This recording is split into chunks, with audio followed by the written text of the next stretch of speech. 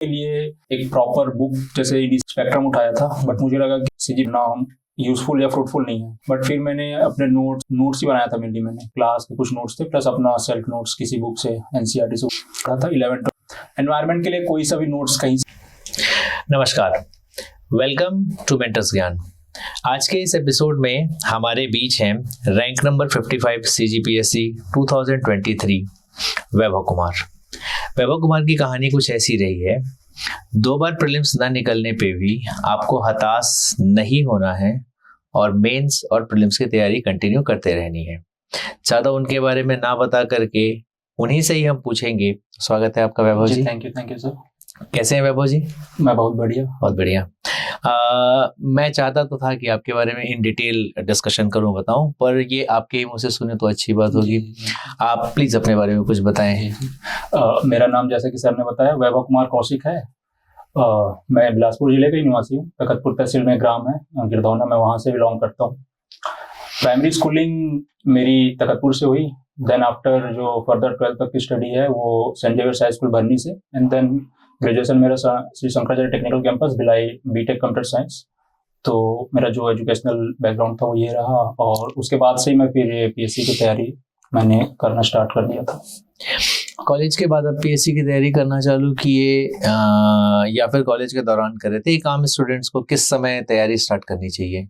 जी, graduation करते करते ना फाइनल ईयर तक पहुंचते पहुंचते हमारा एक रुझान बन जाता है कि कौन से फील्ड में हमको जाना है। तो फाइनल ईयर तक I think most of the जो स्टूडेंट को पता रहता है कि मुझे ये करना है। तो अगर गोल क्लियर है कि अच्छा मुझे इस फील्ड में जाना है, तो इट्स बेटर कि फाइनल ईयर से तैयारी शुरू कर दे, तो आपके लिए बेटर होगा, क्योंकि उतनी जल्दी आप फिर सिलेबस कवर कर पाएंगे और फिर बाकी फर्दर जो चीजें होती हैं प्रिपरेशन के दौरान वो आप अच्छे से कर पाएंगे। टेस्ट सीरीज हो, मेंस आंसर राइटिंग करना हो, या प्रीलिम्स के लिए अलग से स्ट्रेटेजी बना के तैयारी करनी हो, तो मुझे लगता है कि अगर फाइनल से स्टार्ट करते हैं तो बेटर होगा। अगर किसी कारणवश अगर नहीं कर पाते हैं तो कोई दिक्कत नहीं है, उसके बाद आप स्टार्ट करेंगे तो भी बहुत आपके पास पर्याप्त समय रहेगा।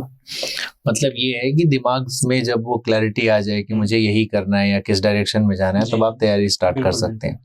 फाइनल ईयर में तैयारी स्टार्ट करने से आपको क्या फायदा हुआ था? जी, तो जब मैंने फाइनल ईयर में कोचिंग मैंने ज्वाइन कर ली थी, तो एटलीस्ट मेरा जब फाइनल ईयर निकलते निकलते मैंने एक बार प्रीलिम्स का जो सिलेबस था वो पढ़ लिया था। देन उसके बाद मेरा फाइनली जब ग्रेजुएशन कंप्लीट हुआ और मैं जब पूरा टाइम सिर्फ इसी में देना चाह रहा था, तो मेरे पास सिर्फ मेंस का जो सिलेबस था वो बचा था। तो फिर मैंने फाइनल ईयर से निकलने के बाद फिर मेंस का जो सिलेबस था उसको कवर करना स्टार्ट किया। कोचिंग जाता था, मेंस के लिए भी कोचिंग मैंने लिया हुआ था। और फिर जब एक प्रॉपर वहां से सिलेबस कंप्लीट हो गया तो फिर बाकी के जो टेस्ट सीरीज ज्वाइन करना हो, मेंस आंसर राइटिंग करना हो, फिर वो मैंने किया। तो मुझे लगता है कि पहले स्टार्ट करने से ये फायदा है कि मतलब आपको थोड़ा सा समय ज्यादा मिलता है बाकियों से। जो अर्ली कमर है उनको बाकी लोगों के कंपेयर में एक बेस पहले क्लियर हो जाता है। जो सीजीपीएससी का जो सिलेबस है ना वो थोड़ा सा वास्ट है, तो सारे सब्जेक्ट को कवर करने में थोड़ा सा समय आपको लगता है। अब हड़बड़ी करेंगे तो उससे काम मुझे नहीं लगता कि उससे होगा, उससे और काम बिगड़ता है। तो थोड़ा सा आराम से धीरे से पढ़ना होता है, नोट्स बनाने में टाइम लगता है, तो इसीलिए थोड़ा अगर आप जल्दी स्टार्ट करते हैं तो वो अच्छा होगा। जो नोट्स वर्ड आपने कहा, अभी हार्डली 55-50 दिनों में मेंस है, सॉरी माफ करिएगा, प्रीलिम्स है। प्रीलिम्स 2024 पीएससी का है ना। अभी किसी स्टूडेंट्स के पास नोट्स कैसे बनाना चाहिए, या जिनके पास है उसको किस तरह से पढ़ाई करनी चाहिए? जी, तो अभी सिंस अगर समय कम है तो मैं ज़्यादा नोट्स बनाने के ऊपर तो मैं एडवाइस नहीं करूंगा। हाँ। जो भी मटेरियल आपके पास है, अभी तक आप जो पढ़ रहे थे, आपको मेरे ख्याल से उसी में स्टिक रहना चाहिए। जिसके पास नोट्स है वो अपने नोट्स को ही पढ़े। अगर उसमें लगता है कि आपके नोट्स में कुछ कमी है तो आप जरूर कुछ ऐड ऑन कर सकते हैं किसी बुक के हेल्प से। लेकिन जिनके पास अभी बिल्कुल भी कोई नोट्स नहीं है तो मैं बिल्कुल भी एडवाइस नहीं करूंगा कि अभी नोट्स बनाना स्टार्ट करें। राइट। जो भी आपके पास मटेरियल है आप उसी को पढ़ना स्टार्ट करें। आपने पहले पढ़ा होगा तो कुछ अंडरलाइन या कुछ इस तरह से किया होगा, तो उसको आप पढ़ेंगे तो मुझे लगता है कि हेल्पफुल होगा। पहला प्रीलिम्स किस ईयर में दिए थे? थिंक 2020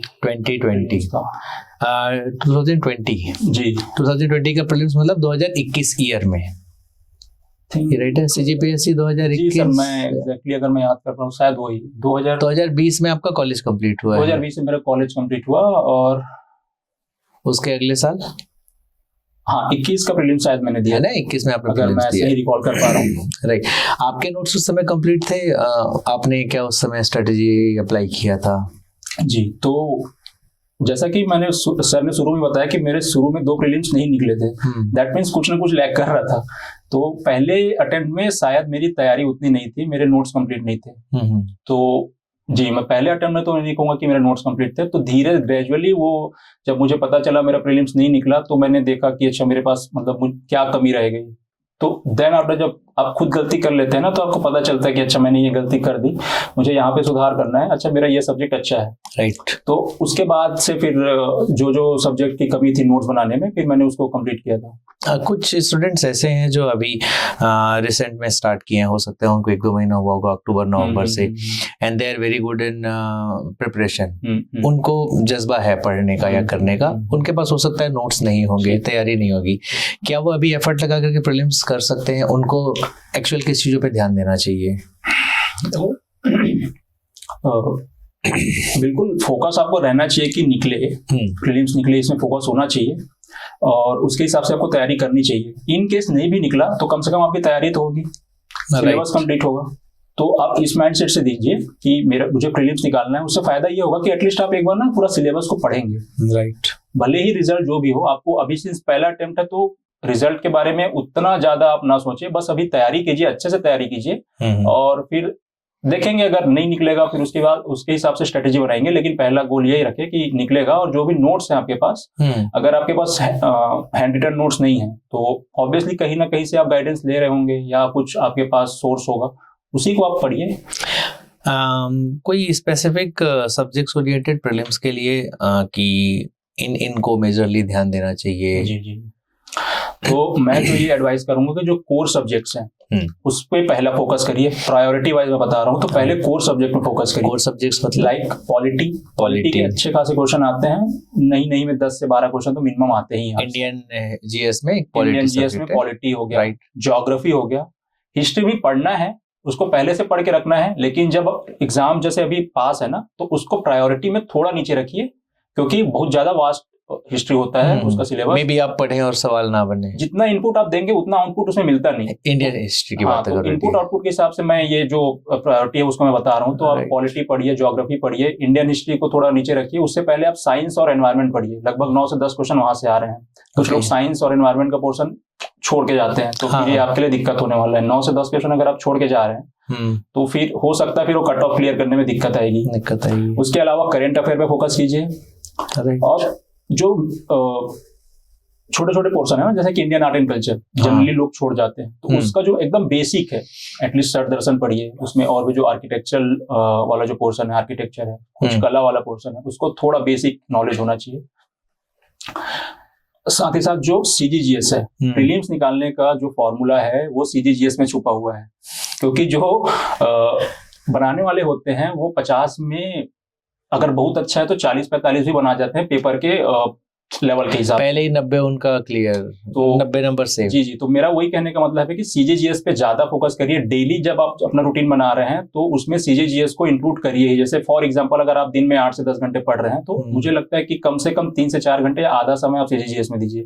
क्योंकि वो जो पार्ट है ना सीजीजीएस, वो छोटा है कंपेरेटिवली इंडियन जीएस के कंपेयर में। तो वो पढ़ेंगे तो जितना आप इनपुट देंगे ना, तो वो आउटपुट भी उतना ही देगा as compare to Indian GS. क्योंकि हिस्ट्री से अगर फॉर एग्जांपल मैं बताना चाहूँ तो इतना वास्ट सिलेबस है, आप कुछ पढ़ के गए, वो श्योर नहीं है कि वो क्वेश्चन आएगा इंडियन हिस्ट्री में। इंडियन हिस्ट्री में राइट। सीजीजीएस में एक बार को थोड़ा प्रेडिक्टेबल, मतलब क्योंकि सिलेबस छोटा है तो आप उसको मैनेज कर सकते हैं। राइट। जैसे आपने बताया प्रायोरिटी वाइज, तो अगर इसको क्लियर करें तो सबसे पहले इंडियन पॉलिटी, इंडियन ज्योग्राफी, फिर इसके बाद साइंस एंड टेक्नोलॉजी पे आ जाते हैं, एनवायरनमेंट पे, और एक साइंस सब्जेक्ट है ना ये। उसके बाद हिस्ट्री। इसके बाद हिस्ट्री का भी एक अल्टरनेट है कि अपन आर्ट एंड कल्चर करते हैं और कुछ दर्शन की कुछ चीजें करते हैं। आर्ट एंड कल्चर के मतलब हिस्ट्री के साथ आप आर्ट एंड कल्चर कर सकते हैं, करके पढ़िए। Right. Art and culture ultimately part तो हिस्ट्री का ही है। पार्ट तो हिस्ट्री का मोस्टली मेडिवल हिस्ट्री इससे रिलेटेड है। राइट। और इसके साथ में अपने को इंडियन जीएस को, सीजीजीएस को लेकर के कंप्लीट करना चाहिए डेली बेसिस में। और साथ में मैं अगर अलाउ करे तो मैं एक चीज ऐड करना चाहूंगा, सी सेट का जो पोर्शन है उसको मैं उसके बारे में एड्रेस करना भूल गया। राइट। सीसेट को भी ना आप दिन में जो आप अपना रूटीन बना रहे हैं अभी फिलहाल, जैसे अभी लगभग 60 दिन कुछ बचे होंगे, उससे भी कम है, 55 दिन। अच्छा सॉरी, 55 दिन सीधे डॉट आउट से। इस पीरियड में ना बिल्कुल आपको सीसेट को लेके चलना है, क्योंकि आप देख रहे हैं अभी हाल फिलहाल में पिछले साल का अगर आप सीसेट छोड़ दे तो उसके पहले के जो 2-3 प्रीलिम्स हुए हैं उसमें सीसेट काफी चैलेंजिंग था। 2022 सबसे डिजास्टर सीसेट। राइट। तो उसके लिए आप तैयार रहिए, क्योंकि पिछले साल इजी आया तो दैट डज नॉट मीन कि लेवल इस बार भी वैसा रहेगा। आपको जैसा पता है प्रीलिम्स अनप्रेडिक्टेबल है, तो उसके लिए आप तैयार रहिए। मैथ्स बनाइए, एटलीस्ट आधा 1 घंटा डेली बनाइए। लैंग्वेज पढ़िए, ये दोनों सब्जेक्ट ना आपको मेंस में काम आएंगे। मेंस में आपको मैथ्स 50 मिनट में लगभग 45 से 50 मिनट में पूरा पोर्शन कवर करना होता है 50 मार्क्स का जी। उस मोमेंट में जिसको मैथ्स आता भी है ना वो भी पैनिक हो जाता है। तो वो बहुत जरूरी है कि पहले से प्रैक्टिस रखें। पिछले अभी से लगभग आप पढ़ते चले जाएंगे तो आपके पास लगभग 6 महीने के आसपास है मेंस, अगले मेंस तक। हाँ, तो वो जो सीसेट का अभी आप मेहनत करेंगे ना वो आपको प्रीलिम्स तो क्वालिफाई कराएगा ही सीसेट। वो आपको मेंस में भी अच्छा रैंक दिलाने में मदद करेगा, मैथ्स और लैंग्वेज, क्योंकि ये 2 पेपर 4 और पेपर 1 ये 2 की टू सक्सेस मेंस क्लियर करने के लिए। मेंस के लिए पेपर 1 तो बहुत क्रूशियल और इम्पोर्टेंट भी है, अगर आपका अच्छे नंबर आते हैं तो। आपने सीसेट डिस्कस किया, मैं सीसेट पे एक आना चाहूँगा। सीसेट आपने इंजीनियरिंग क्लियर किया है जी जी, है ना, और मोस्टली लोगों का ये सोच रहता है कि जिसने मैथ्स पढ़ा है, जिसने इंजीनियरिंग क्लियर किया हुआ है, उनके लिए सीसेट आसान हो जाएगा, क्योंकि वो रीजनिंग एप्टीट्यूड वाले सेक्शन उनके रेगुलर कॉलेजेस में या किसी कैंपस में रहते हैं या और किसी चीज़ की तैयारी करते हैं, वहाँ पे होता है। पर जो स्टूडेंट्स हैं इस बैकग्राउंड के नहीं हैं, उनके लिए एक बहुत बड़ा बर्डन जैसा है। क्या ऐसा सही है ये धारणा कि इंजीनियर्स के लिए आराम से सीसेट हो जाता है, या उनको कम तैयारी लगती है, या बाकी के लिए कठिन है? इस तरह का एक अवधारणा क्या होती है? और वैसे it depends on an individual, वो डिपेंड करता है। लेकिन अगर मैं देखूं, मैं खुद एक इंजीनियर था, मैथ्स मेरा बैकग्राउंड था, लेकिन होता क्या है ना, मैथ्स अगर आप रेगुलर प्रैक्टिस में नहीं है, अगर नहीं कर रहे हैं आप प्रैक्टिस रेगुलर, तो आप चाहे कितने भी अच्छे हो मैथ्स में, वो आपको कहीं ना कहीं जाके वो मतलब वो हॉन्ट करेगा, चाहे प्रीलिम्स में हो चाहे मेंस में हो वो, क्योंकि ना पैनिक में मैथ्स नहीं बनता। जैसे मैंने बोला, मेरा पर्सनल एक्सपीरियंस है, पिछले बार मेंस में मैथ्स मेरे से नहीं बना था, पैनिक हो गया था। राइट। कि 50-45 मिनट में, क्योंकि पोर्शन डिवाइड करना पड़ता है मेंस में, तो उस हिसाब से लगभग 45-50 मिनट का मेंस मैथ्स को देना पड़ता है। तो वो जैसे एक आध क्वेश्चन में अगर आप फंस गए ना, तो फिर वो इंसान पैनिक कर जाता है, क्योंकि टाइम नहीं रहता। तो मैं वही कह रहा था कि मैथ्स अच्छा है, अच्छी बात है, तो अगर आप उसको रेगुलर प्रैक्टिस में रहेंगे ना तो और अच्छी, मतलब वो अच्छा हो जाएगा। तो मुझे लगता है कि रेगुलर प्रैक्टिस करनी जरूरी है। एक टाइम फैक्टर भी होता है कि आपको 2 घंटे में, अगर प्रीलिम्स की बात करें तो 2 घंटे में जितना जल्दी अटेम्प्ट करना है। बिल्कुल। थोड़ा भी गलत किए तो आपके सीधे सीधे वो माइनस मार्किंग जा रहा है। 66 नंबर लाने के लिए जो अनरिजर्व कैटेगरी में है, या फिर बाकी के लिए 46, तो आप लिमिटेड को क्वेश्चंस को बना रहे हैं, उसमें एक आध गलत होना बहुत हार्मफुल हो सकता है। जी, ये एक फैक्टर हो सकता है। अगर किसी का मैथ्स बनता ही नहीं है, स्टिल उसको सीसेट के लिए स्ट्रेटेजी चाहिए, क्या करना चाहिए उनको? तो आप तो ना लैंग्वेज पे फोकस करिए। हिंदी छत्तीसगढ़ी बहुत अच्छे से पढ़िए, क्योंकि अगर मैं सही से रिकॉल कर पा रहा हूँ तो अराउंड 30 to 35 क्वेश्चन लैंग्वेज के होते हैं। तो आप उसमें अगर मैक्सिमम अगर आप वहां से बना लेते हैं, अगर आपका लैंग्वेज बहुत अच्छा है तो 25 से 30 क्वेश्चन तो आप बना लेंगे, मिनिमम 25 तो बना लेंगे। तो वहां से लगभग आप 45-50 मार्क्स वहां स्कोर कर पा रहे हैं, अगर अच्छे से मेहनत कर रहे हैं। बिल्कुल जी। तो मैथ्स आप बिल्कुल बेसिक भी करके जाएंगे ना, बहुत बेसिक जो कॉन्सेप्ट है, जैसे कि एवरेज पढ़ लिया, स्पीड एंड डिस्टेंस पढ़ लिया, रीजनिंग में खास करके फोकस करना। जिनका मैथ्स अच्छा नहीं हो, रीजनिंग में फोकस करना, रीजनिंग बन जाता है थोड़ा प्रैक्टिस करने से। तो आप लैंग्वेज हिंदी छत्तीसगढ़ी और रीजनिंग में फोकस करिए। मैथ्स को बिल्कुल जो कुछ इंपॉर्टेंट टॉपिक्स है जहां से क्वेश्चन लगातार आ रहे हैं अब उसको करके जाइए। राइट।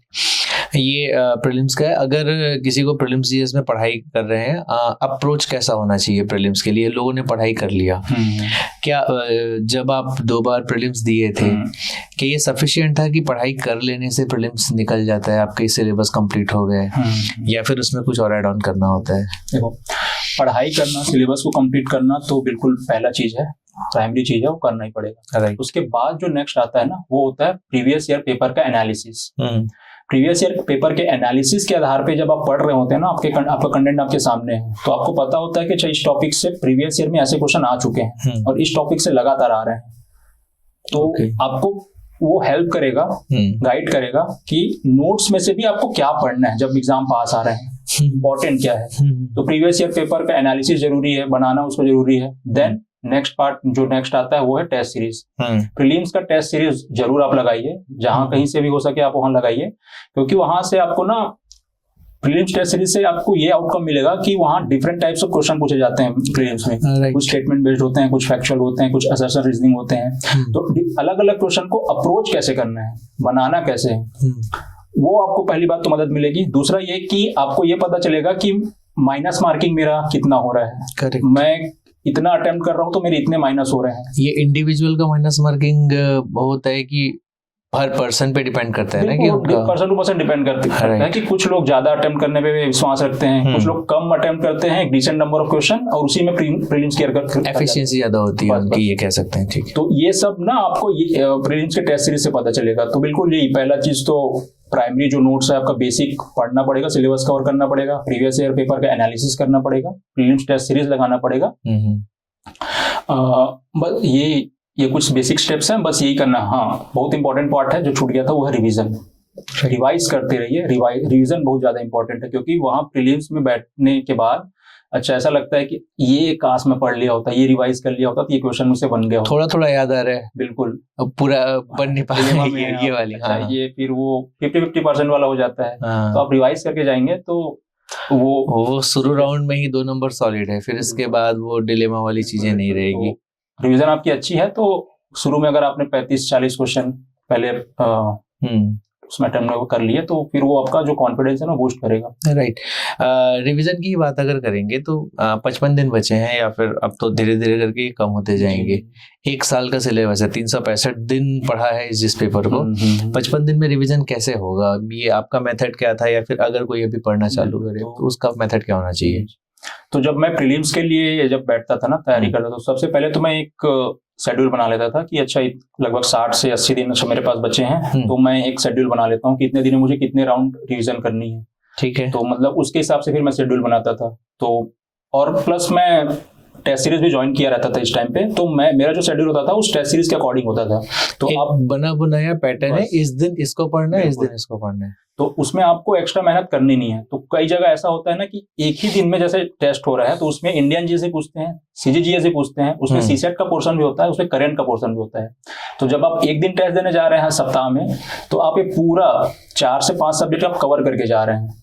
तो मेरा जो शेड्यूल था वो इसी हिसाब से होता था कि अच्छा इस तारीख को ये टेस्ट है तो उससे पहले मुझे ये सब्जेक्ट कवर करनी है। ठीक है। तो उसमें भी जो टेस्ट सीरीज होते हैं उसमें से 2-3 राउंड में होता है कि एक बार सेक्शनल टेस्ट होता है, फिर फुल सिलेबस टेस्ट होता है। तो उस हिसाब से बनाइए कि अच्छा यहाँ तक सेक्शनल हो रहा है तो यहाँ तक मेरा एक बार सिलेबस कवर हो जाएगा, उसके बाद ये फुल सिलेबस हो रहा है तो उसके बाद ये मेरा एक राउंड हो जाएगा, 2 राउंड हो गया, उसके बाद फिर पूरा टेस्ट सीरीज हो जाता है। तो 15 से 20 दिन पहले टेस्ट सीरीज खत्म हो जाती है। मॉक टेस्ट जैसी चीजें भी होती हैं जी, जिसमें सुबह शाम जीएस और लेवल पे आप घर में जो एमसीक्यू है, अनसॉल्व पेपर है, आप वो सॉल्व कर सकते हैं। ओके। तो मैं ये कह रहा था कि 2 राउंड तो यहाँ हो गए, और जो तीसरा रिवीजन है वो पूरा टेस्ट खत्म होने के बाद स्टार्ट होगा। 15 दिन जो बचता है उसमें तीसरा राउंड हो गया। तो मेरा कुछ इस तरह से रहता था कि प्रीलिम्स से पहले 3 से 4 बार हो जाए, तो इस तरह से मेरा स्ट्रेटेजी होता था। मतलब आप जब तैयारी किए थे तो टेस्ट सीरीज का टाइम टेबल जो होता था उसके अकॉर्डिंग आपका रिवीजन होते जा रहा है? बिल्कुल, मेरा जो था उसी हिसाब से फिक्स करके रखा। जिस टाइम पे टेस्ट खत्म हो जाएगा उस टाइम पे कैसे फोकस करना चाहिए लोगों को? जैसा कि मैंने कहा कि प्रीलिम्स से लगभग 15 दिन पहले सारे टेस्ट ओवर हो जाते हैं। राइट।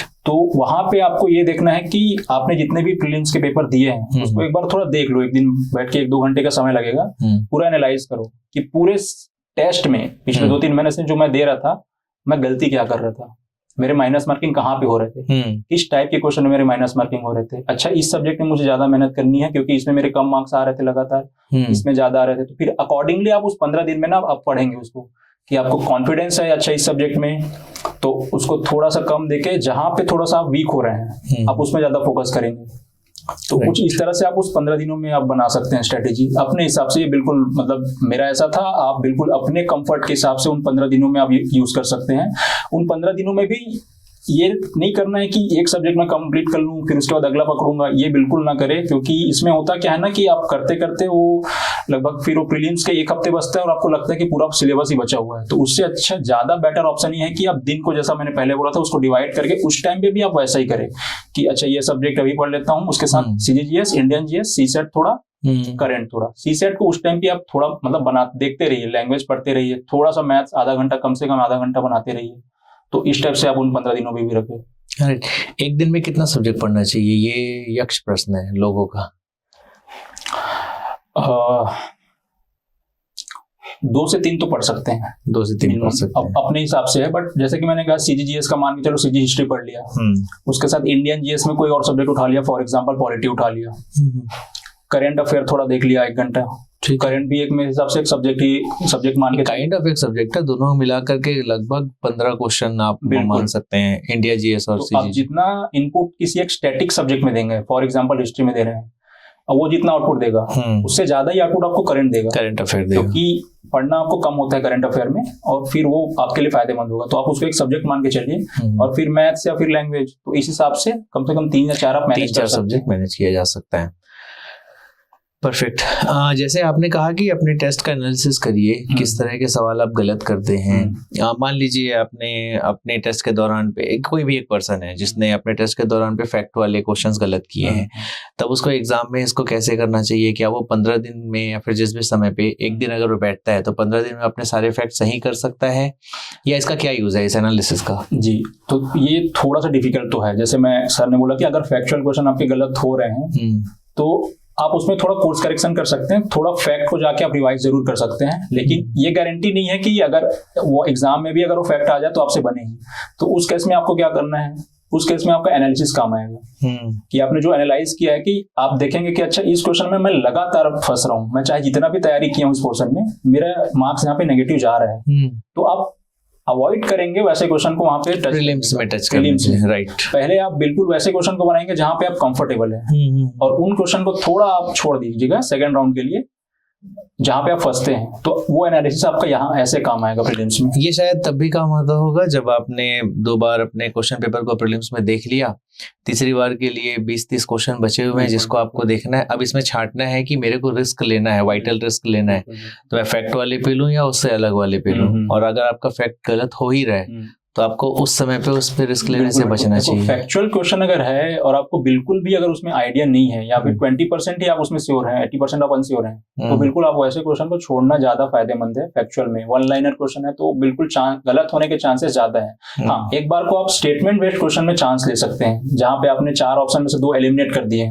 बचा आपके पास 2, वहां पे जरूर आप लेंगे ही, रिस्क लेंगे, क्योंकि वो जो ऐसे क्वेश्चन है ना, वो आपको फिर वो कट ऑफ पार कराएंगे। राइट। इसमें एक जो इम्पोर्टेंट चीज है, अगर कोई स्टूडेंट है जो फैक्ट से याद नहीं हो रहा है, फैक्ट याद कैसे करेगा? क्योंकि वो बहुत लोगों के लिए परेशानी वाली बात होती है, फैक्ट याद नहीं होते, डेट्स डेटा याद नहीं होते। जी, तो अभी जस्ट मेरा एक जूनियर है, अभी कुछ दिन पहले परसों एक मुझे मैसेज आया कि भैया मुझे ये फैक्ट याद नहीं हो रहा है, मैं कैसे करूं, मैं परेशान हो गया हूँ। ये रियल स्टोरी है ना।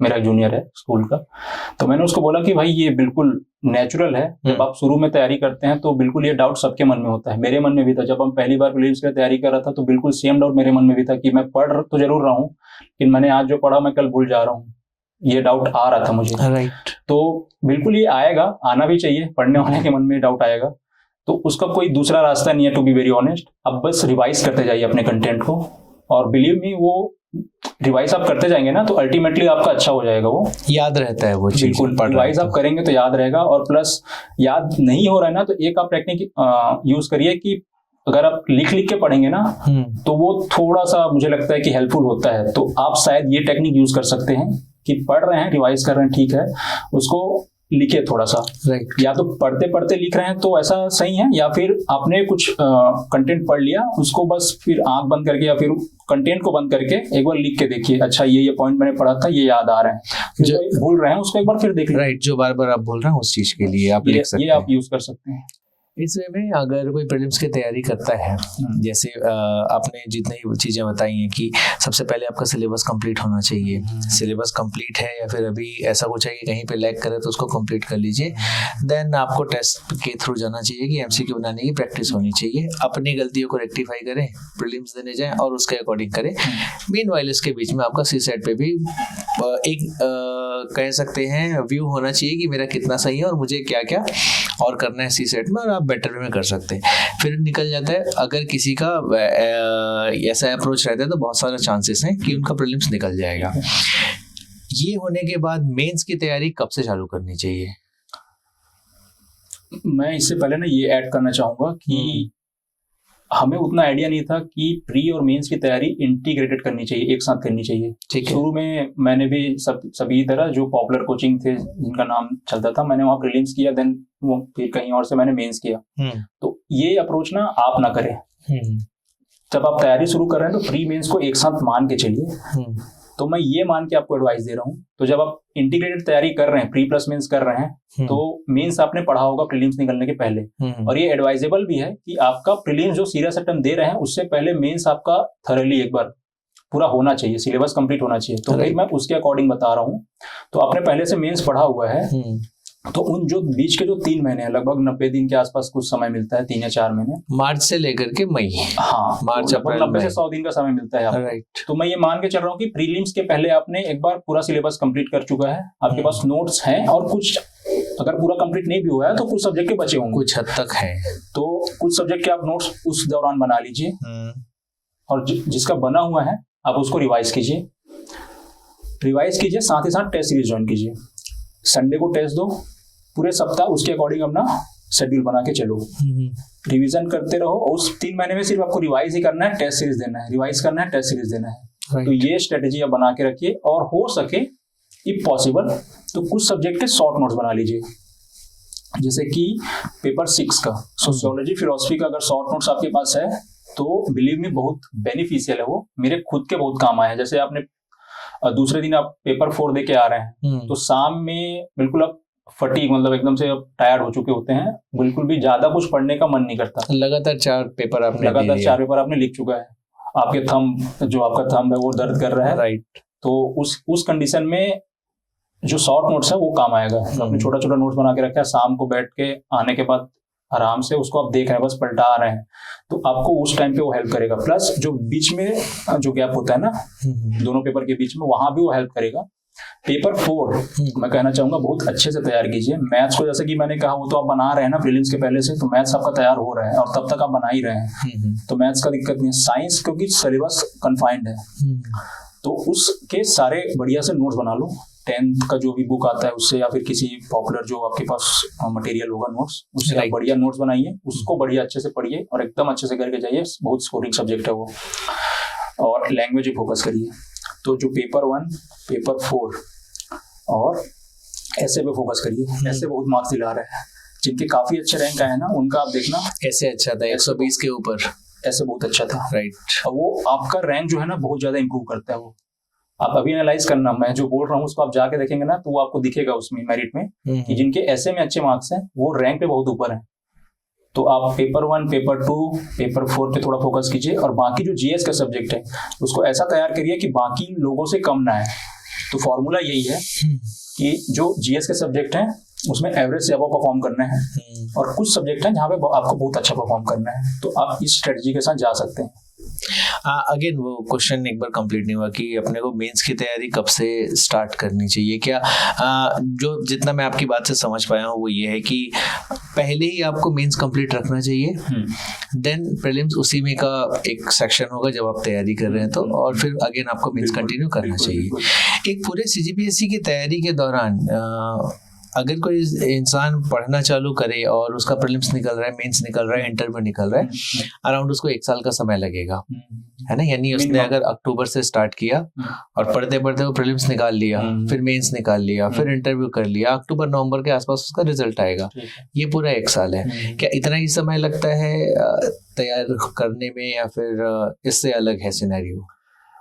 ये जैसे मैंने कहा कि डिपेंड करता है, पर्सन टू पर्सन डिपेंड करता है। कुछ लोगों की जो कैचिंग पावर होता है वो ज्यादा अच्छी होती है वो, तो कुछ लोग जल्दी कैच करके वो उस अकॉर्डिंग उसके हिसाब से पढ़ते हैं। कुछ लोगों का जो होता है वो कैचिंग पावर थोड़ा कम होता है, तो उनको थोड़ा समय चाहिए होता है पढ़ने के लिए। तो वो जैसे मैंने कहा वो डिपेंड करेगा। तो लेकिन मिनिमम ना, जैसे कि मैंने कहा कि आपको 1 से 1.5 साल का समय लेके पहले अच्छे से सिलेबस कवर करना चाहिए। हड़बड़ी आपको नहीं करनी है। जो इनिशियली जो स्टूडेंट आते हैं वो लोग गलती ये करते हैं कि हड़बड़ी करते हैं कि जल्दी जल्दी से मेरा प्रीलिम्स निकल जाए प्रीलिम्स निकलने के बाद फिर मेंस निकल जाए, लेकिन मेंस निकलता नहीं उस केस में। क्यों? क्योंकि आपके पास सफिशिएंट वो नोट्स नहीं है, मटेरियल नहीं है, आपकी तैयारी नहीं है। इसको ये वर्ड सही होगा, सब्जेक्ट की आपके पास समझ नहीं है। बिल्कुल बिल्कुल आप कह सकते हैं, हाँ जी। अंडरस्टैंडिंग डेवलप नहीं होती ना, हाँ जी। अंडरस्टैंडिंग डेवलप होने में समय लगता है। तो वही मैं कह रहा हूँ कि थोड़ा सा आप समय लेके, जब आप इस फील्ड में आ रहे हैं ना, थोड़ा अपने आप को समय दीजिए, चीजों को समझे बढ़िया से, उसके बाद फिर हड़बड़ी मत करो। और मैंने जैसा कि पहले कहा कि मेंस आप अपना तैयार करिए, और मेंस अगर आपका तैयार है तो जिस दिन प्रीलिम्स निकलेगा उस दिन आपका मेंस भी निकलेगा उस अटेम्प्ट में, ये आप मान के चलिए। तो ये इस हिसाब से आपने दोनों प्रीलिम्स और मेंस दोनों की तैयारी में टेस्ट को स्पेसिफाई किया है कि अगर आप मेंस की तैयारी कर रहे हो तब भी आपको टेस्ट ज्वाइन करना चाहिए, प्रीलिम्स की तैयारी कर रहे हैं तब भी आपका टेस्ट आपको ज्वाइन करना चाहिए। ये भी आपने बताया कि टेस्ट का एनालिसिस कैसे करते हैं। द इम्पोर्टेंट थिंग इज कि जो ये सवाल कहाँ तक रेलेवेंट है ये आप बताएंगे, और कितना सही है, और इसका कोई अगर कोई आंसर होगा तो कहाँ का टेस्ट सीरीज ज्वाइन करना चाहिए। ये क्वेश्चन कमेंट में आया है कि आप पूछिए कि कौन सा टेस्ट सीरीज ज्वाइन करें। ये स्टूडेंट का सीधा सीधा क्वेश्चन था जी। अब मुझे नहीं पता कि सजेस्ट करना कितना अच्छा होगा या नहीं, बट मैंने तो बिलासपुर IAS अकेडमी है, मैंने वहां से अपना पूरा टेस्ट सीरीज जो है वो वहां से किया था। प्रीलिम्स का भाई मैंने वहीं से दिया है, और मेंस का भी वहीं से दिया पिछले जब से मेरा मतलब 2-2.5 सालों से। हाँ, उससे पहले शुरू के कुछ अटेम्प्ट में मैंने पाथ IAS अकेडमी, वहां से मैंने प्रीलिम्स का ज्वाइन किया था। तो टेस्ट सीरीज के मामले में मैंने ज्यादा चेंज किया नहीं है, मोस्टली बिलासपुर IAS अकेडमी से ही मैंने अपना किया है। तो लेकिन इसमें मैं एक बार जरूर ऐड करना चाहूंगा, आप टेस्ट जहां का भी ज्वाइन करेंगे, आप बड़ा ईमानदारी से करेंगे ना, तो वो टेस्ट सीरीज आपके लिए फायदेमंद होगा। ईमानदारी कैसे? जो मैंने बताया पहले कि आप टेस्ट दे तो रहे हैं, मार्क्स आ गया, फिर उसको ऐसे पेपर को फेंक देने से काम नहीं चलेगा। उसको थोड़ा देखिए एनालिसिस क्या हो रहे हैं, मतलब एनालिसिस करिए, तो वो आपका काम का होगा। और टेस्ट सीरीज कहीं का भी ज्वाइन कीजिए, इन स्टेप्स को जरूर फॉलो करिए। मतलब आप जहाँ का भी टेस्ट सीरीज ज्वाइन किए, अगर ये स्टेप्स को फॉलो कर रहे हैं तो आप सही जगह पे हैं। ये फॉलो नहीं कर रहे हैं, फिर आप 3-4 का भी ज्वाइन कर लो, कोई मतलब नहीं है, या किसी का भी कर लो, आउटपुट नहीं आने वाला। Right, perfect. टेस्ट का एक टेस्ट देने वाला स्टूडेंट जिसने टेस्ट दिया है और एक नहीं टेस्ट देने वाला स्टूडेंट, मान लीजिए दोनों तैयार हैं ऐसा कह रहे हैं, पेपर के जस्ट पहले दोनों मेरा पूरा कंप्लीट हो गया, एक टेस्ट देने वाला स्टूडेंट कह रहा है और एक नहीं टेस्ट, दोनों में डिफरेंस क्या होगा? ये तो एग्जाम हॉल में जाने के बाद पता चलेगा। जो टेस्ट दे रहे हैं ना लगातार, उसको जैसे कि मैंने कहा कि उसको पता है कि मैंने मतलब मुझसे गलतियां क्या हो रही है, मेरे स्ट्रॉन्ग पॉइंट क्या है, मुझे पेपर को अप्रोच कैसे करना है। और एग्जांपल मैं एक एग्जांपल देना चाहूंगा। जब मैं पूरा टेस्ट सीरीज देता था प्रीलिम्स का, तो मेरा एक पैटर्न बन चुका था कि 50 क्वेश्चन पहले मैं बनाता था, बबल फिल करता था, देन नेक्स्ट जो आगे के जो 50 क्वेश्चन है पहले राउंड में उसको बनाता था, फिर बबल फिल करता था। तो एक मेरा पैटर्न बन गया। वहीं पे अगर जिसने कभी टेस्ट नहीं दिया है उसका कुछ पैटर्न नहीं बना है, तो वो जाएगा पहले पूरा बना लेगा, फिर शायद आखिरी में बबल फिल करे, आखिरी के शायद 10 मिनट में बबल फिल करेंगे वो। राइट। उस केस में होगा क्या, हड़बड़ी में गलती से एक बबल गलत फिल हुआ, देन पूरा 2.0.6 आप वो कैलकुलेट कर लीजिए कितने का गलत होगा। 2.6 गया उसके, है ना? तो ये गलती होगी, ये कहना चाह रहा हूँ। बाकी अगर कोई ऐसा करना चाह रहा होगा, आई डोंट नो, मतलब मैंने तो कोई भी किसी भी एस्पिरेंट को ऐसा नहीं देखा जिसने टेस्ट सीरीज शायद ज्वाइन ना किया हो, जो निकाले हैं पेपर। हाँ, मैं जितने लोग को, मेरे सर्कल में जितने लोग हैं, जितने लोगों ने अभी निकाला है, जितने लोगों ने मेरे सर्कल में पिछली बार निकाला था, तो टेस्ट सीरीज तो जनरली ज्वाइन करते हैं और फायदा होता भी है, जैसा कि मैंने बताया। मतलब ये है कि अगर कोई टेस्ट नहीं दिया है, वो एग्जाम देने जा रहा है, तो वहाँ पैटर्न डेवलप करेगा। हाँ, कुछ ना कुछ गलतियां हो सकती हैं उसके, और उसको सुधार करने के लिए उसके बाद फिर 1 साल है। हाँ, फिर अगले प्रीलिम्स में आपको सुधार करना, अगला प्रीलिम्स है जहाँ पे वो सुधार करेगा, और जो टेस्ट दे रहा है वो हर टेस्ट में सुधार कर सकता है, क्योंकि वो मतलब हर हफ्ते प्रीलिम्स दे रहे हैं, समझो ना। अगर आप सीरियसली दे रहे हैं टेस्ट को, तो आपके लिए तो हर संडे प्रीलिम्स हो रहा है, हर संडे हर हफ्ते आपके पास ये है कि आप इसमें कुछ गलती है तो सुधार सकते हैं और एक नया पैटर्न डेवलप कर सकते हैं। आपने कुछ पहले एक वर्ड कहा सर्कल, तो सर्कल CGPSC की तैयारी में कितना जरूरी है? जी, तो बहुत इम्पोर्टेंट है, बहुत इम्पोर्टेंट तो है, क्योंकि जब आप देखते हैं ना आपके सर्कल, जैसे आप पढ़ रहे हैं, तो पहले बात तो पढ़ाई में इम्पोर्टेंट है कि जैसे पहला चीज तो टेस्ट सीरीज से आप दे रहे हैं, तो उस टेस्ट सीरीज में अच्छे लोग अगर दे रहे हैं तो वहां पे आपको फायदा होगा कि वहां पे आपको अच्छा कंपटीशन मिलेगा, तो आप भी अपने में सुधार करेंगे। अच्छा, मुझसे आगे ये लोग अच्छा लिख रहे हैं, आप उनके पेपर को देखेंगे ना कि जो टॉप कर रहे हैं उसमें ये कमियां हैं, तो आप पहला चीज तो वहीं पे फायदेमंद होगा कि उनको देख के फिर आप भी अच्छा इंप्रूव करेंगे अपने में। राइट। दूसरा ये कि उनमें से आपके सर्कल में से कुछ लोगों का हो गया, तो उससे आपको ही मोटिवेशन मिलेगी ना। पहले एक ये शुरू में जब आप तैयारी करने आते हैं ना, तो बिल्कुल ये बिलीफ ही नहीं होता कि हमारा सिलेक्शन हो सकता है। हाँ। ये जो बिलीफ है ना, ये गलत साबित होता है जब आपके बीच में से किसी का सिलेक्शन होता है और फिर वो बिल्कुल ऐसा लगने लगता है कि ये अचीवेबल है। बिल्कुल मैं भी अंडर मतलब टॉप 100 में, टॉप 50 में, टॉप 10 में आ सकता हूँ, ये बिल्कुल सही लगने लगता है। ओके। तो एक ये बिल्कुल व्यू पॉइंट में चेंज आता है अच्छे फ्रेंड सर्कल से। उसके बाद फिर जब आप खुद भी उन लोगों के बीच में पढ़ेंगे तो डेफिनेटली आपका प्रीलिम्स निकलेगा, मेंस निकलेगा, इंटरव्यू तक पहुंचेंगे। अनफॉर्चुनेटली अगर आपको पोस्ट नहीं भी मिला तो फिर उससे भी एक कॉन्फिडेंस डेवलप होगा कि मैंने इंटरव्यू क्लियर कर लिया है, एक रैंक लग चुकी है। फिर आप एनालाइज करेंगे कि मुझ में ये कमियां हैं, इसको अगले बार मैं सुधार लूंगा। फिर जरूर आप अगर उसमें काम करेंगे तो जरूर आपको सफलता मिलेगी। और एग्जांपल आपके, आई थिंक ऐसा बोलना आई डोंट नो कितना सही है, बट आपके सामने है, क्योंकि मेरे शुरू में 2 प्रीलिम्स नहीं निकले, तीसरी बार में prelims pre mains interview, but rank 173 था, पोस्ट नहीं मिला। इस बार के में मैंने देखा कि अच्छा मुझे पेपर 1 में थोड़ा फोकस करना है, पेपर 4 में थोड़ा करना है, तो इन कुछ पेपर से मैंने फोकस किया तो शायद वो रैंक इंप्रूव हो गया। फिर अल्टीमेटली इंटरव्यू भी अच्छा गया। परफेक्ट। वो एक वर्ड आपने बोला अच्छा सर्कल, अच्छा सर्कल क्या होता है? जो पढ़ाई में मदद करे। ओके। कि आपको जैसे आप 4 लोग मिलकर पढ़ रहे हैं तो आप एक दूसरे की जो जहाँ पे कुछ वीक पॉइंट आ रहे हैं आप उसको इम्प्रूव करने में मदद करें। किसी के पास कुछ नोट्स कहीं पे कुछ कमियां हैं तो आप उन उसमें थोड़ा मदद करे, प्रोवाइड करे या फिर बताए आपको। बिल्कुल, जैसे आप आंसर लिख रहे हैं तो ये पॉसिबल नहीं होता कि हर बार आप आंसर लिख के किसी अपने मेंटर या किसी सर जहाँ पे आप हैं वहां जाके चेक करें। तो अगर आपका फ्रेंड सर्कल वैसा है जो आंसर को आपका चेक करके दे सकता है या उसमें बता सकता है कि अच्छा इसमें ये पॉइंट मिसिंग है, आपने ये गलती की है, अच्छा आपका ग्रामेटिकल मिस्टेक है, तो ये भी यहाँ पे भी आपको फायदा मिलेगा। तो ये अच्छा फ्रेंड सर्कल का मतलब ये है कि बेसिकली आपको फायदा होना चाहिए आपकी तैयारी में। आपके मेंटर कौन रहे? मैंने देखो, मैं जहाँ से भी मैंने किया है तैयारी, जहाँ से भी मैंने कोचिंग की है, ऑब्वियसली हर जगह से कुछ ना कुछ इनपुट मुझे मिला है। कहीं से मुझे किसी सब्जेक्ट में फायदा मिला होगा, कहीं से मुझे प्रीलिम्स में मिला होगा, एक अप्रोच मिला होगा कि अच्छा ऐसे निकालते हैं, कहीं से मुझे मेंस में फायदा हुआ होगा। राइट। उसके बाद फिर फाइनली जब मेंस निकल जाता है तो आपका इंटरव्यू का एक सर्कल बनता है, तो जो आपके सर्कल होते हैं वही आपके मेंटर्स हैं। तो जो कुछ भी मतलब जो इंसान आपके इस पूरे जर्नी में मदद कर रहा है वो आपका मेंटर है। तो जिन्होंने भी मेरे इस पूरे जर्नी में हेल्प किया वो सारे मेरे मेंटर्स हैं, चाहे एकेडमिक फील्ड में हो, मेरे पीएससी के इधर जितने भी हैं मेरे दोस्त हो गए, या फिर मेरे सारे जो टीचर्स हैं जहाँ मैं टेस्ट सीरीज देता था वहाँ हो गए, या फिर मेरे फैमिली में भी जैसे मेरे मतलब मम्मी पापा या मेरे भाई बहन। कभी कभी होता है कि घर में भी आप डिस्कस करते हैं कि यहाँ पे जा रहा हूँ, तो अगर के भाई बहन है तो वो लोग भी कुछ ना कुछ इनपुट देते हैं कि उन्होंने भी कुछ ना कुछ एग्जाम क्लियर किया होता है। तो अच्छा ये अप्रोच फॉलो कर ले थोड़ा सा तो शायद फायदा होगा। तो सारे के सारे जिन्होंने भी एक मतलब 1% भी कहीं पे कुछ मदद किया होगा सारे मेंटर्स हैं। राइट। मतलब आपके में ये है कि मेंटर कोई भी हो सकता है, एक मेंटर कुछ भी बन सकता है, भाई दोस्त बिल्कुल बन सकता है, और ये भाई दोस्त टीचर जो भी है वो मेंटर बन सकते हैं अगर आपको साथ दे रहे हैं। आपके फैमिली में और किन्हीं ने ऐसा एग्जाम निकाला है?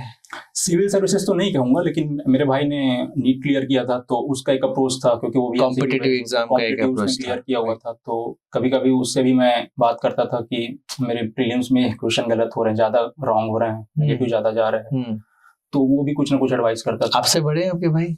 मुझसे छोटा भाई है। छोटे हैं वो, आप मेंटर थे आपके। राइट। एक बहन भी है, बहन भी है, सॉरी मतलब उसको बिल्कुल ऐड करना जरूरी है। उसने भी नीट की तैयारी की थी, अनफॉर्चुनेटली उसमें सक्सेस नहीं मिला, लेकिन कहीं और सक्सेस मिल गया, तो वहां पे वो अच्छा कर रही है। तो उससे भी तो मैंने जैसा कहा ना कि फैमिली में जितने भी हैं तो सबसे होता है। होलसेल फैमिली भी अच्छा कर रही है, मतलब भगवान की दया से, सब भगवान की दया से आगे बनी भी रहे। वैभव जी, एक यहाँ पे जब टेस्ट की हम बात कर रहे थे, टेस्ट और पेपर लिखने की के बारे में डिस्कशन कर रहे थे, ये सारा जो प्रोसेस है आपका, तैयारी करना, टेस्ट देना, प्रीलिम्स देना, मेंस, इंटरव्यू, सब कुछ 1 से 1.5 साल का समय है, जैसे हमने पहले डिस्कस किया है। 1 से 1.5 साल में वो दिमाग डाउन तो होता होगा, हर टाइम आप मोटिवेटेड नहीं रह सकते, है ना, पर इसमें आपको कंटिन्यूटी बना करके रखनी है। तो ये हर समय मोटिवेटेड रहने का क्या फॉर्मूला होता है? देखिए, जैसा कि कहना हर समय तो सही बात है, नहीं हो सकते। जैसे कि आपने 15 दिन अच्छे से पढ़ाई की, फिर 16वें दिन लगता है कि नहीं हो पा रहा है, मतलब मैं क्या कर रहा हूँ, मेरे जो दोस्त थे अच्छे पैकेज में कहीं प्लेस्ड हैं। बिल्कुल बिल्कुल, ये थॉट आता है कभी ना कभी। तो इस केस में आप जरूर अपने दोस्तों से बात कीजिए जो साथ में तैयारी कर रहे हैं, अपने घर में बात कीजिए, अपने फैमिली मेंबर से बात कीजिए, अपने भाई बहन से बात कीजिए। कुछ हॉबी है आपकी तो उसको थोड़ा परस्यू कीजिए, साथ ही साथ बिल्कुल भी एकदम आइसोलेट नहीं होना है।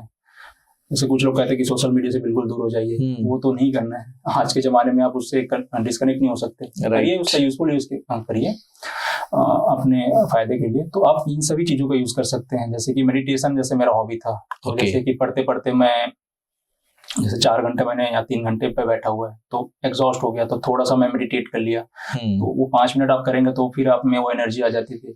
तो आप इस तरह का कुछ कर सकते हैं। अगर कभी भी ये सब आता है बात आपके माइंड में तो बात कीजिए, ये आसपास जो लोग हैं उनसे बात कीजिए, अपने फैमिली से बात कीजिए, ये बहुत इफेक्टिव है। जो आपके सर्कल के लोग हैं, जो आपके जो लॉकडाउन से जी, वो आपको अगर बात कर रहे हैं, आप उनसे बात करते हैं तो एक उनके होप से भी मोटिवेशन मिलता है कि वो जान रहे हैं कि आपका होगा, और जब आप उसको मोटिवेट करेंगे ना, उन्होंने आपका जो स्ट्रगल आप कर रहे हैं, जो आप पढ़ रहे हैं, वो उन्होंने देखा हुआ है, फिर आपको करेंगे। जैसे कि मेरे नाना जी कहा करते थे कि वो कहते थे कि ये जो तैयारी तो अभी तैयारी कर रहे हैं ना, ये तपस्या है। जैसे पहले ऋषि मुनि लोग तपस्या करते थे ना, उसका फिर कुछ फल मिलता था कुछ समय बाद, तो ये भी एक तपस्या है। 3-4 सालों की जैसे मेरी तपस्या हो गई तो अल्टीमेटली उसका फल मिला। तो कहते थे, छत्तीसगढ़ी में कहते थे वो कि ये जो तय करा था ना, है तो तपस्या है, एक फल तो मिल गया आज। मिलना ही था और मिल गया आज, बिल्कुल उन सभी के आशीर्वाद। राइट। हॉबी की बात है, हॉबी इंटरव्यू के डेफ फॉर्म में हॉबी कितना इंपॉर्टेंट होता है, क्या उससे क्वेश्चन आ सकते हैं? बिल्कुल, ये जो पॉइंट है ना, ये काफी इंपॉर्टेंट है। तो पूरा जो इंटरव्यू होता है ना, उसका मैक्सिमम पार्ट आपके बायोडेटा पे बेस्ड होता है। शुरुआत वो जनरली हॉबी से ही करते हैं, जैसे मेरा ही किया तो हॉबी से ही करते हैं। तो हॉबी को ऐसा रखिए जिसके बारे में आपको थोड़ा नॉलेज हो, थोड़ा क्या अच्छे से नॉलेज हो, क्योंकि अगर उस हॉबी में से अगर आप कुछ नहीं बता पा रहे हैं ना, तो वो जरूर आपके नेगेटिव में जाएगा। उन्होंने कुछ फैक्चुअल क्वेश्चन पूछा आउट ऑफ नोवेयर, उसका आप जवाब नहीं दे पाए, तो वो मुझे लगता है ज्यादा नेगेटिव नहीं होगा एज कम्पेयर टू इस क्वेश्चन को जवाब नहीं दे पाना, अपने हॉबी को नहीं बता पाना। तो जो भी आप हॉबी रख रहे हैं उसको थोड़ा सा आप उसके बारे में अच्छे से थोड़ा पढ़िए और उसके बाद फिर आप जाइए तो अच्छा होगा। आपकी हॉबी में मेडिटेशन था? जी बिल्कुल, और मैंने सिर्फ इस बार ये एक मेडिटेशन हॉबी रखे थे। ठीक है। क्वेश्चंस कैसे थे इस बार इंटरव्यू में? मजा आया इंटरव्यू?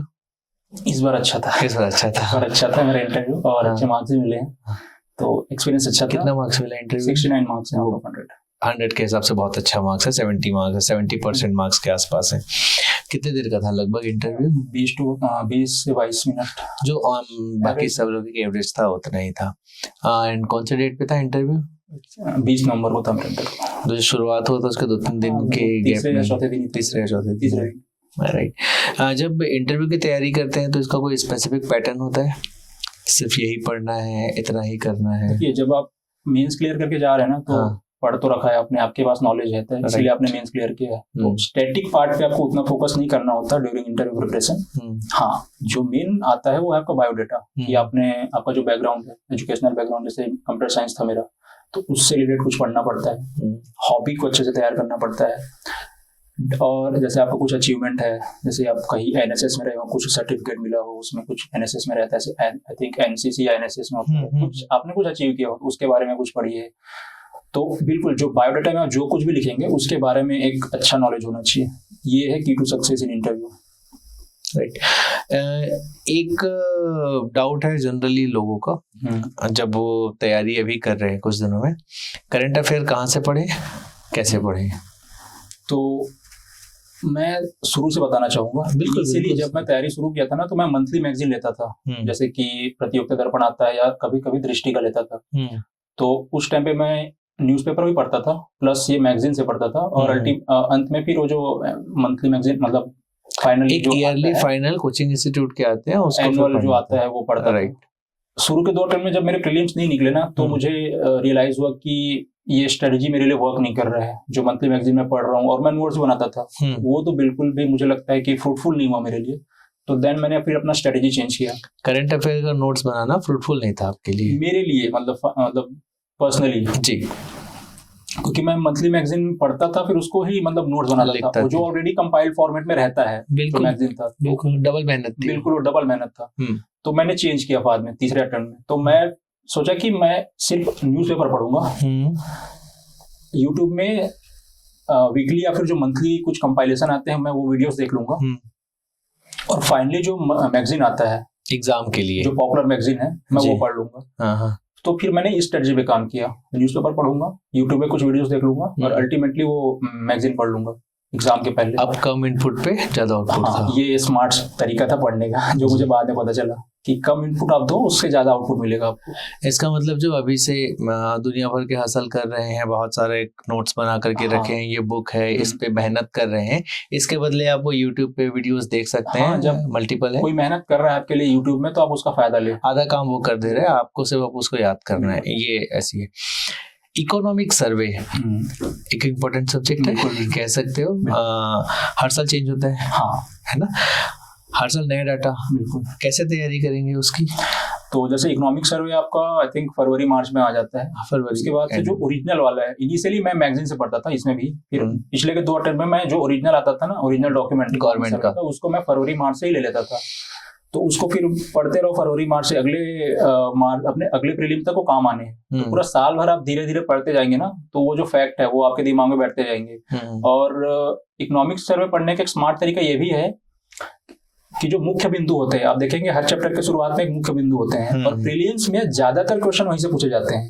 ये गवर्नमेंट वाले गवर्नमेंट वाले जो डॉक्यूमेंट है, उसमें शुरू पेज में आप देखेंगे मुख्य पॉइंट करके उस पूरे चैप्टर का सार रहता है, समरी रहता है, पूरे मेन पॉइंट होते हैं। चैप्टर का समरी रहता है पूरा इकोनॉमिक सर्वे का। पूरे हर चैप्टर के शुरुआत में मुख्य बिंदु 17 चैप्टर है इस बार के इकोनॉमिक सर्वे में, तो वो 17 मुख्य बिंदु वाले पेजेस होंगे। तो आप पढ़ेंगे तो पूरा इनिशियली जब आपके पास समय है, लेकिन जैसे जैसे प्रीलिम्स पास आते जाएगा, आप प्रीलिम्स के जस्ट पहले उन मुख्य बिंदु पे ज्यादा फोकस करिए।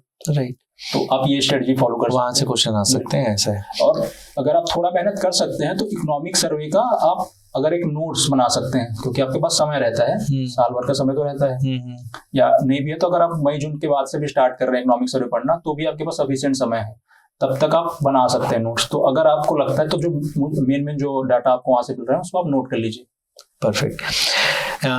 जब प्रीलिम्स की तैयारी हो रही है या मेंस की तैयारी हो रही है, उस टाइम पे आपने नोट्स बनाया था। ये नोट्स बनाने का तरीका क्या होता है? क्या ये पूरा बुक जैसा ही बनाया जाता है या उससे डिफरेंट होता है? नहीं, तो वो इनिशियली आपको ना तरीका पता नहीं होता नोट्स बनाने का। जब आप पहली बार ही पढ़ रहे हैं तो आप पहली बार तो नोट्स ना बनाए, खुद का सेल्फ नोट्स। कोचिंग में आप जो पढ़ रहे हैं वहां से जो नोट्स बन रहा है आप जरूर उसको बनाए, तो एक आपको बेस बन जाता है। और उसके बाद फिर जब आप एक जैसा कि एक अंडरस्टैंडिंग डेवलप हो जाता है, पहले हम बात कर चुके हैं इस विषय में, तो एक अंडरस्टैंडिंग डेवलप होने के बाद आपको फिर वो नोट्स बनाने वाला अपने से जो सेल्फ नोट्स जो मैं कह रहा था, वो एक पूरा सिलेबस कंप्लीट करने के बाद बनाना है। कि आप देखेंगे कि अच्छा मेरे पास ये नोट्स हैं, ये सफिशिएंट है इस सब्जेक्ट का, यहाँ पे थोड़ी कमी है। फिर उसको फिर आप किसी बुक से या कहीं से नेट से या सर्च करके वहां से फिर आप नोट डाउन कर सकते हैं अपने हिसाब से, रिक्वायरमेंट के हिसाब से। प्रीलिम्स में कैसे क्वेश्चन आ रहे हैं जो मेरे नोट्स में नहीं है, तो अच्छा ये पोर्शन मुझे पढ़ना है, ऐड ऑन करना है, उसके हिसाब से फिर आप नोट डाउन करिए। परफेक्ट। वैभव, एक ये पर्सनल सवाल जैसा ही है। बिल्कुल। रैंक 55 2023 हमेशा से आप डिजर्व करते थे? हर साल के पीएससी में? जी।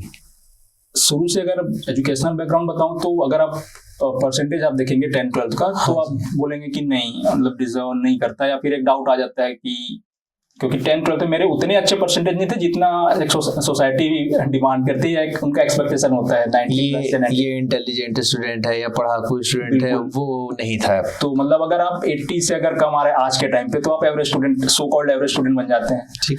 तो मेरा वही था कि 80 या 75 के बीच वाला मेरा हिसाब किताब था, तो मैं वहां पे फंसा हुआ था।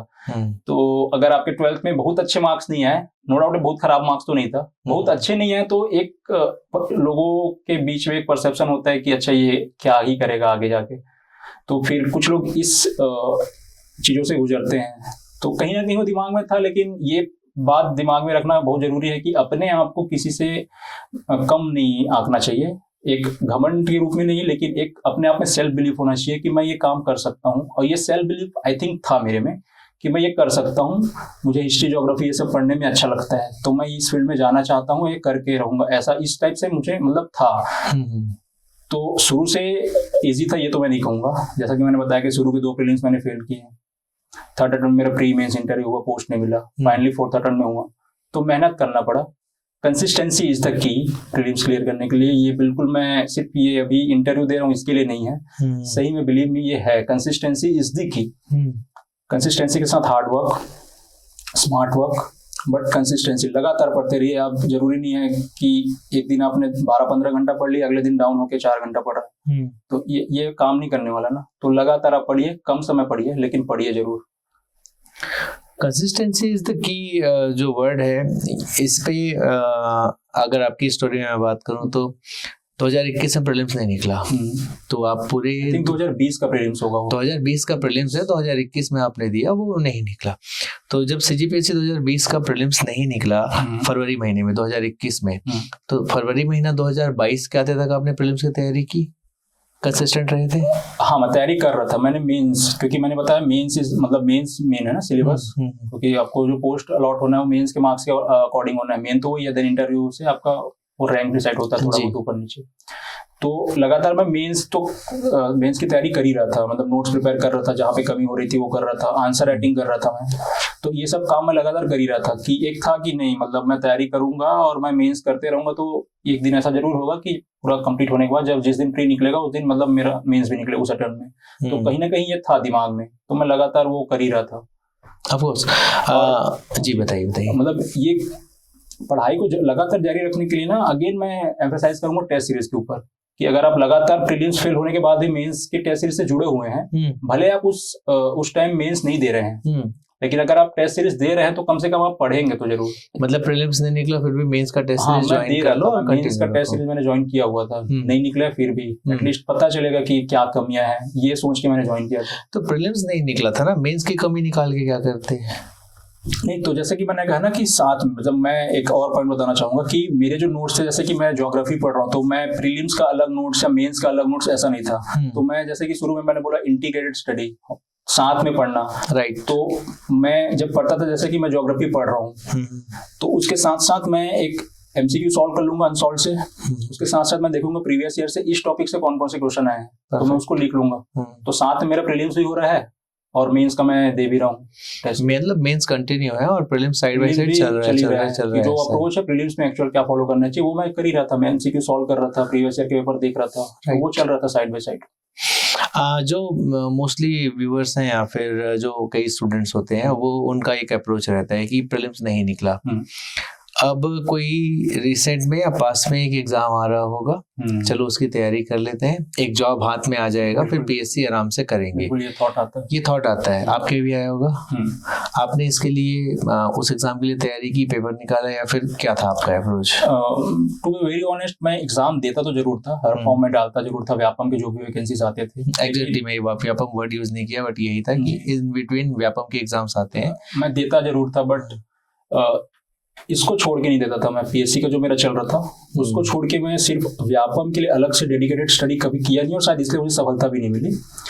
तो अगर आपके पास एम, एक्चुअली आपका मींस एम्स जो है वो पीएससी निकालने का है, तो अगर आपके पास टाइम है ना, तो इनिशियली आप व्यापम पे उतना फोकस ना करें वनडे एग्जाम पे। हाँ, अगर आप 3-4 या 4-5 अटेम्प्ट हो चुके हैं, उसके बाद भी अगर आपका पीएससी क्लियर नहीं हो रहा है, तो आप जरूर आप कंसिडर कर सकते हैं वनडे एग्जाम पे। क्योंकि अगर आपका लगातार आपके क्लियर नहीं हो रहे हैं, आप पोस्ट नहीं ले पा रहे हैं, तो मेंस में कुछ कमी होगी, दैट मीन्स, और लगातार आपका प्रीलिम्स नहीं कर रहा है, तो वनडे एग्जाम में अच्छे हैं। तो अगर आप उस केस में अगर आप फोकस करते हैं व्यापम में, कुछ अटेम्प्ट के बाद अगर सक्सेस नहीं हो पा रहे हैं, तो करेंगे तो ज्यादा अच्छा होगा। इनिशियली मत करें, ये मेरा एडवाइस होगा। राइट। एक स्टूडेंट्स का बहुत बड़ा डाउट रहता है, क्योंकि उनके पास सब सिलेबस तो है, सिलेबस को कंप्लीट करने के लिए लॉट्स ऑफ रिसोर्सेज हैं। आपका क्या रिसोर्स रहा था, या फिर किसी भी स्टूडेंट को एक proper book list prelims mains इन सब के लिए कौन सा फॉलो करना चाहिए? तो मैं कुछ सब्जेक्ट जो कोर सब्जेक्ट है उनके मैं जरूर बता देता हूँ। जैसे इंडियन जैसे पॉलिटी है तो लक्ष्मीकांत है, तो मैं वही फॉलो कर रहा था, और कुछ नोट्स थे तो नोट्स प्लस लक्ष्मीकांत।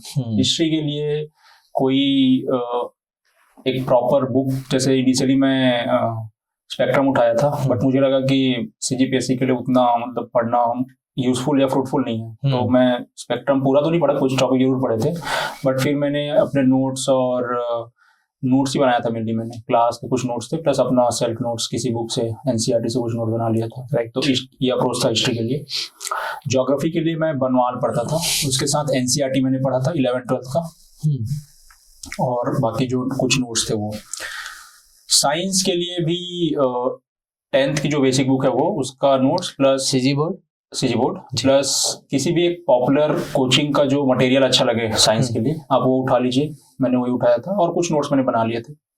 एनवायरनमेंट के लिए कोई सा भी नोट्स कहीं से भी अगर आपको मिले तो आप वो ले लीजिए। एनवायरनमेंट पूरा एनवायरनमेंट है जो पढ़ना है, बिल्कुल आप वो पढ़िए। आर्ट एंड कल्चर बहुत, उसको कम पढ़ना है, एकदम सावधानी से, ज्यादा नहीं पढ़ना है, तो उसके लिए भी जो कुछ नोट्स रहे मार्केट में अवेलेबल हो पतली सी, आप उसको पढ़ लीजिए।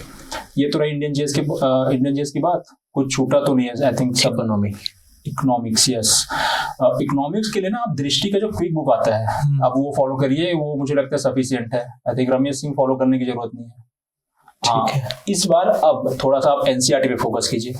हर सब्जेक्ट जिसका आप पढ़ सकते हैं, ज्योग्राफी का एनसीईआरटी पढ़िए, इकोनॉमिक्स का पढ़िए, हो सके तो हिस्ट्री के कुछ पढ़ लीजिए, नहीं पढ़ेंगे तो भी चलेगा, बट कुछ सब्जेक्ट जरूर पढ़िए, राइट। सीजीजीएस में सबको पता है क्या पढ़ते हैं, आप उसी को पढ़िए अच्छे से, या जो आपके जो कोचिंग के नोट्स है आप वो पढ़िए, किसी कोचिंग के मटेरियल प्रिंटेड नोट्स है आप वो पढ़िए। मैंने अमरोहित, उसके अलावा जो अमरोहित है हितेश कुमार अमरोहित की कुछ हिस्ट्री की सीजी हिस्ट्री मैंने पढ़ा था, कल्चर मैंने पढ़ा था, राइट। इसके अलावा हिस्ट्री के लिए राम कुमार बिहार का कुछ पोर्शन हिंदी ग्रंथ अकेडमी पब्लिकेशन, बिल्कुल तो मिक्स था, मतलब क्योंकि 3-4 साल की जर्नी में आप हर बुक थोड़ा बहुत ट्राई करते हैं, तो इस तरीके से था, तो आप ये अप्रोच फॉलो कर सकते हैं। ये मैंने फॉलो किया था। ये जो बुक लिस्ट है ये प्रीलिम्स मेंस दोनों के लिए? हाँ बिल्कुल, बस पढ़ने का तरीका थोड़ा अलग होता है, बाकी मटेरियल तो सेम था दोनों के लिए। इसमें एक जनरल डाउट है जो मेरा डाउट है, बनवाल की ज्योग्राफी बुक का नाम है एनसीईआरटी सार। हाँ, जिस्ट ऑफ एनसीईआरटी में पढ़ता था, जिस्ट ऑफ एनसीईआरटी पढ़ते थे, है ना?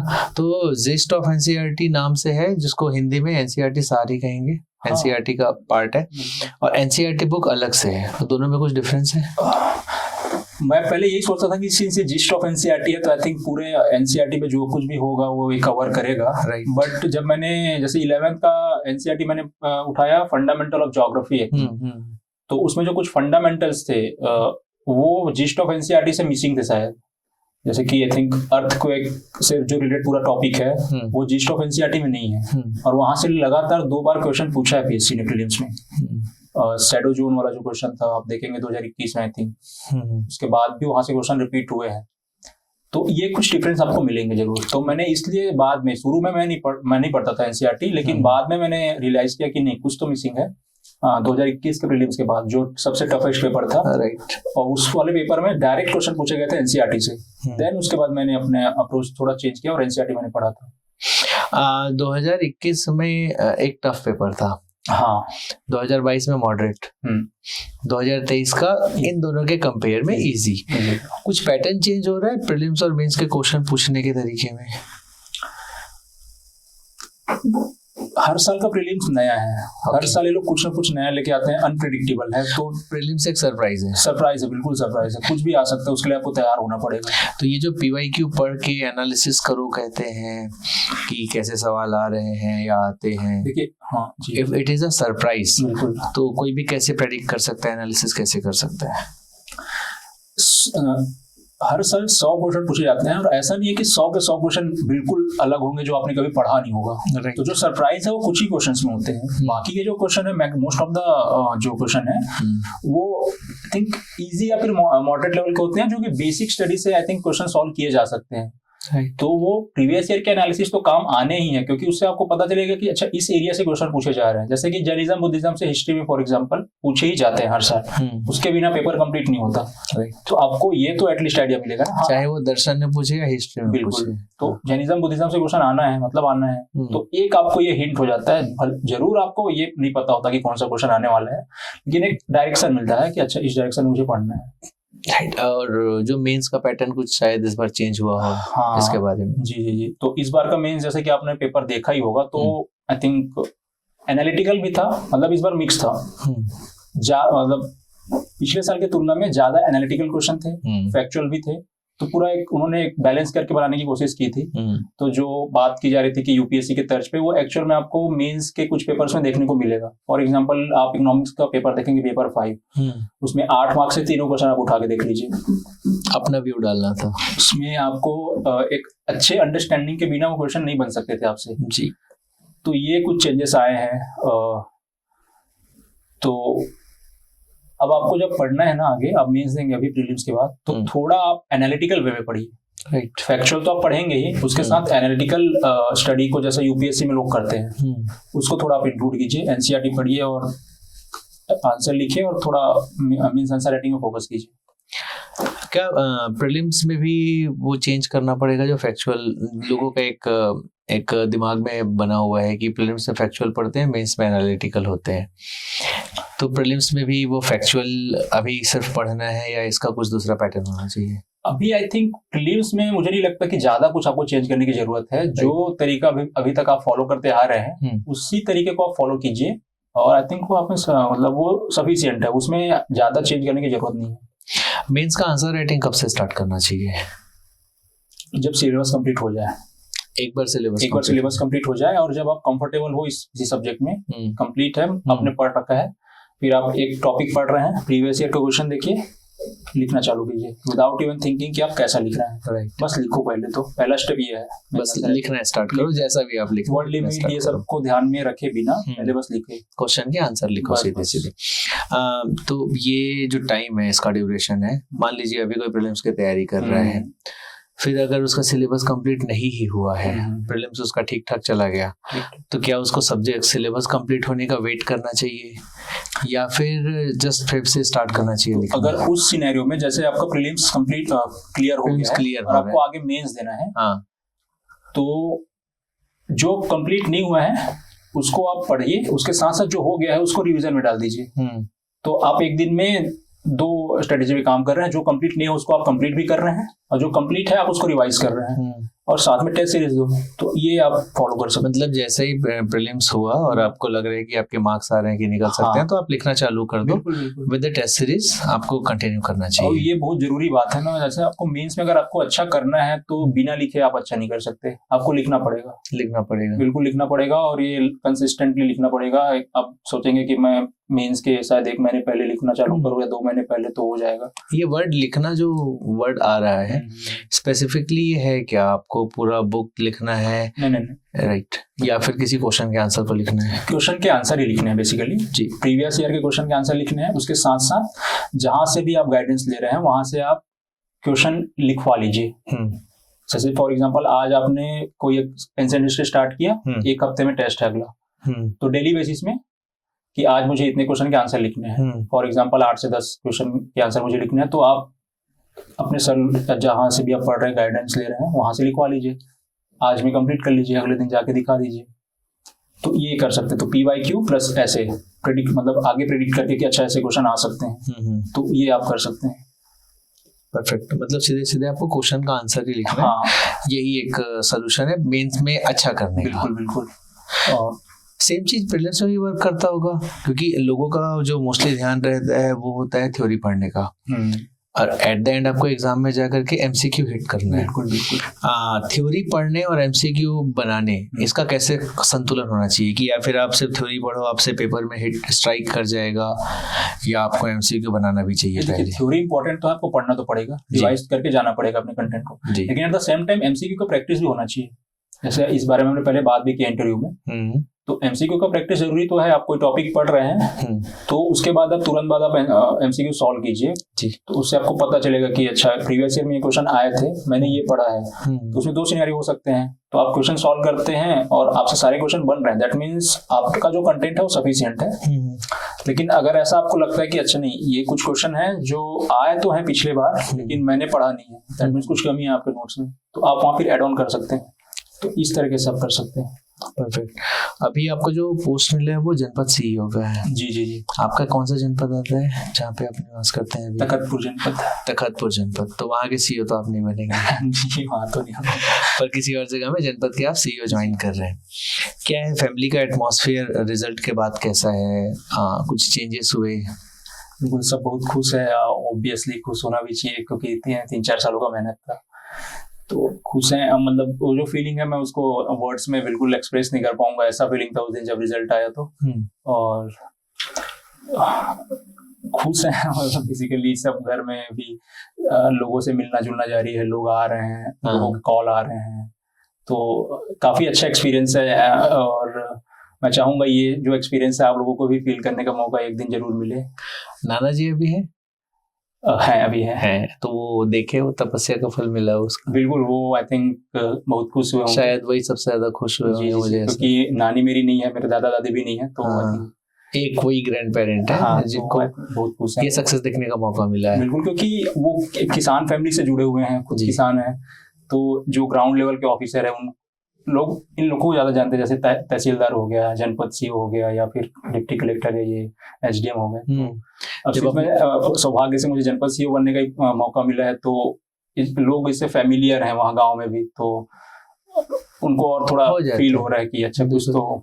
जनरली जो गांव में ऐसा देखा गया है कि आप डिप्टी कलेक्टर हैं, उनको मतलब नहीं है, लेकिन आप तहसीलदार हैं। जी, यू आर वाव।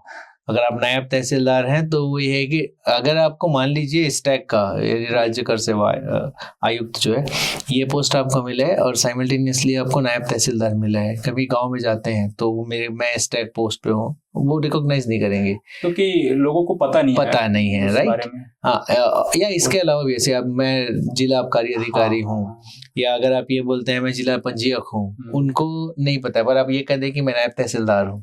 क्योंकि प्राइमरी रीजन आई थिंक ये है क्योंकि उनका जो काम है वो पूरा का पूरा तहसील से ही डिपेंडेंट होता है, तहसील से जनपद से, तो उनका आना जाना वही है, तो उनको वहां से ज्यादा फैमिलियर है। और ये वर्ड सुन के फिर नाना बहुत खुश होंगे कि जनपद का सीईओ। हाँ, ये वर्ड सुन के सभी लोग नाना के साथ घर में भी और जितने भी लोग हैं जी।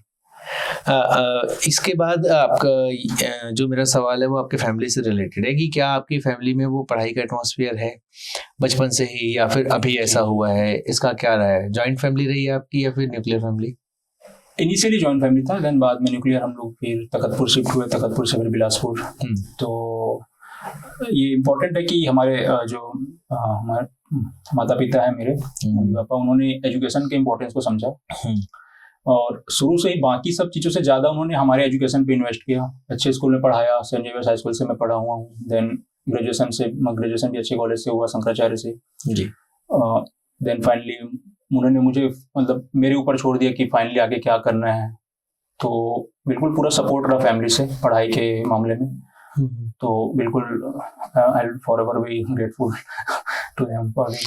मतलब फैमिली में पहले से ही पढ़ाई का एटमॉस्फेयर था, कह सकते हैं, क्योंकि हम लोग तीनों भाई बहन पढ़ ही रहे हैं अभी और अब एक अच्छे जगह पे हैं। भाई आपके डॉक्टर बन गए? बनने वाले हैं, इंटर्नशिप चल रहा है, तो डॉक्टर ही हैं आप। और बहन का है? बीएचयू में है वो, बनारस हिंदू यूनिवर्सिटी। बहुत बढ़िया। एक लास्ट सवाल, बातें तो बहुत सारी हैं बट समय को ध्यान में रखते हुए एक जो मेरा लास्ट सवाल है वो ये है कि कोई स्टूडेंट है जो तैयारी कर रहा है बिलासपुर रायपुर इन जगह से अलग रह करके, कोई एक स्टूडेंट है जो बिलासपुर रायपुर में रह के तैयारी कर रहा है जहाँ पे पीएससी का एनवायरनमेंट है कहा जा सकता है, उस जगह पे भी वो कोई लोग हैं जो ग्रैंड पे रह के घर में तैयारी कर रहे हैं, कोई अपने ही घर में है वहाँ पे तैयारी कर रहे हैं, कई लोग लाइब्रेरी ज्वाइन किए हैं, सबका अलग अलग एटमॉस्फेयर है।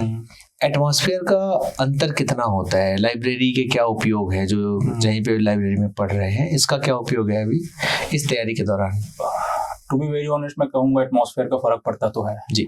आप यहाँ रह के पढ़ाई कर रहे हैं और आप अपने किसी गाँव में दूर दराज के गाँव में बैठ के पढ़ाई कर रहे हैं, फर्क पड़ेगा, क्योंकि आप अगल बगल के अपने दोस्तों को देख रहे हैं लाइब्रेरी में जैसे बैठ के पढ़ रहे हैं, तो आप देखेंगे कि बगल वाला आपका पढ़ रहा है, आप मोबाइल चला रहे हैं, तो वो थॉट आएगा कि नहीं ये पढ़ रहा है तो फिर मुझे भी पढ़ना है, तो कई बार वो देखा देखी में पढ़ाई हो जाती है।